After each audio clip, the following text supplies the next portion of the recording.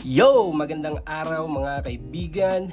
This is Bonnie once again from Bonnie Artworks.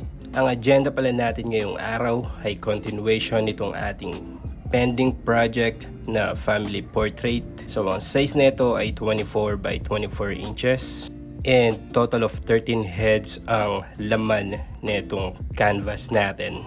Bali, iba-ibang litrato pala yung sinend sa atin ng client. Tayo na ang nag-compile ng mga picture na yun para pagsama-samahin sa isang frame bago natin siya ginawang reference. May shoutout pala dito sa client natin kay Ma'am Cherry. Salamat sa iyong pasensyang binibigay dahil sobrang tagal na pala na itong project na to, guys. And nag-inquire to si client nung pandemic pa. And imagine ilang taon na yung nakakalipas and still in progress siya. But there's a story behind that. Inabot yata ng almost 1 year bago nakapag-send sa atin ng pictures to si client. And then nung na-receive ko na siya, I was working full-time. So medyo hirap din ako sa oras para tuloy-tuloy kong magawa itong project na to.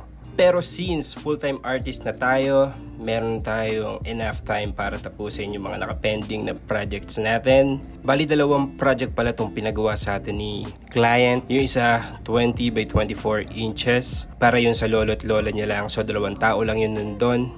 Ito nga yung isa, which is 24 by 24 with a total of 13 heads naman yung laman. And currently, meron na tayong natatapos na 5 tao.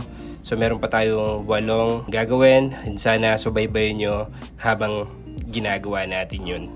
For tattoo and drawing inquiries, please huwag kayong mahiyang mag-message sa atin sa Facebook page na Bonnie Artworks. And huwag nyo rin kalimutan na i-like ang video na to, share sa mga kaibigan nyo, and please follow our Facebook page. Again, Bonnie Artworks.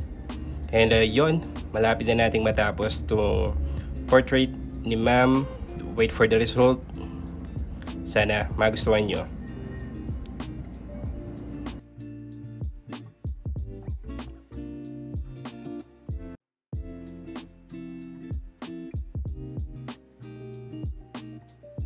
Sa susunod ulit. Bye-bye.